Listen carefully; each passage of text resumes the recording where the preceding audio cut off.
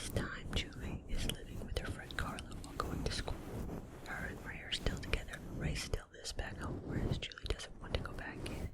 She still has bad dreams about Ben Willis. One day they get a phone call from the local radio station, and they have to guess the capital of Brazil, and they win a trip for 4 to the Bahamas.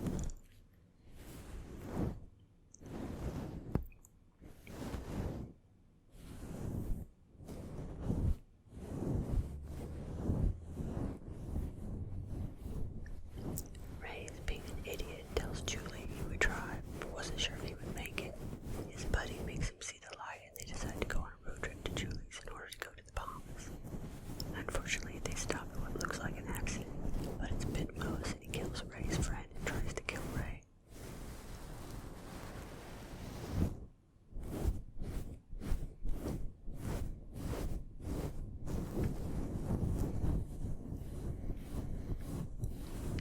Julie and her friends make it to the island, minus Ray, only to discover that it's the start of the off-season and a storm is brewing. As the storm gets worse, people start disappearing and ending up dead. At first, nobody believes Julie when she says Ben Willis is alive and killing people, but eventually, once most are dead, they believe her.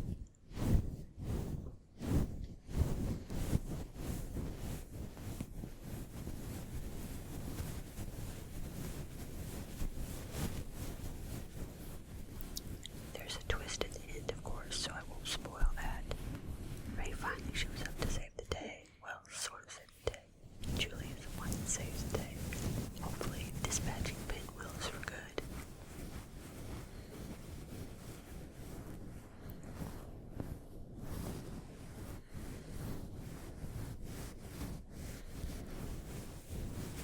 I still know what we did last summer is a decent, if not average, teen horror movie. Not as good as the original. The cast is decent and the location is pretty good. I think my problem with the movie is the plot. We're supposed to believe that Ben Willis concocted this whole plan of creating the contest to get Julie to the island so he can get revenge. I know with horror movies we have to suspend belief, but come on. Anybody should still a decent movie to kill time watching.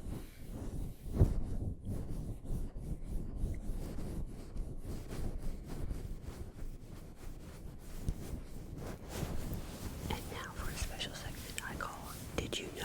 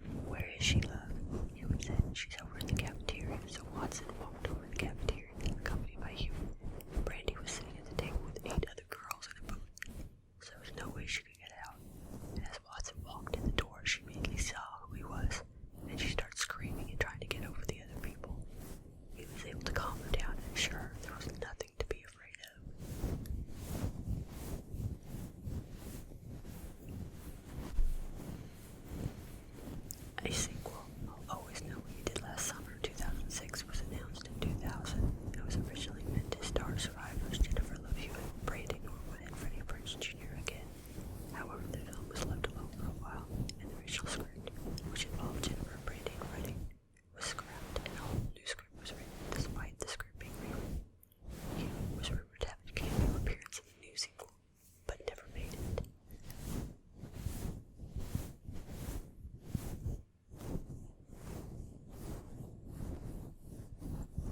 When Julie, Carla, Tyrell, and Will first arrived at the resort, Will's true nature is foreshadowed as they walk around the fountain. Everyone goes around the right path to get around it except for Will, who goes the opposite left path. As a soundtrack, that girl, Esther, plays. One of these things just doesn't belong here.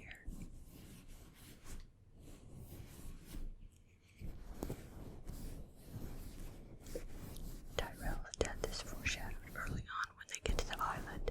During the scene where the impatient and quick to provoke Tyrell ends up getting into a quick and unpleasant exchange with Mr. Brooks about how old the building is.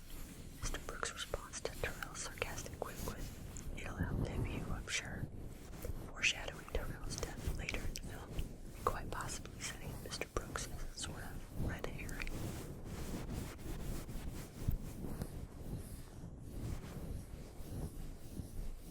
In the movie, Will says his last name is Benson, Ben's son.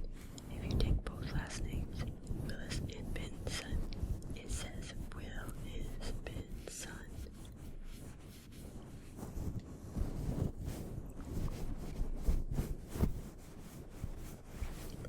The fate of Nancy, Jennifer Esposito, and Carla, Brandon Norwood, in the scene where they retrieve the first aid kit, initially was reversed, with Carla dying and Nancy surviving.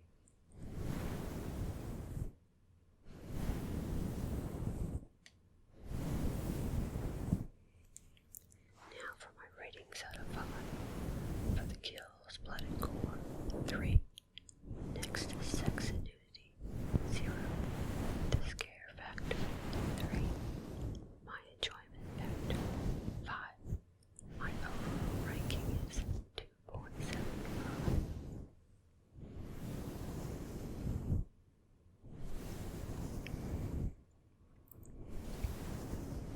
Click the link in the description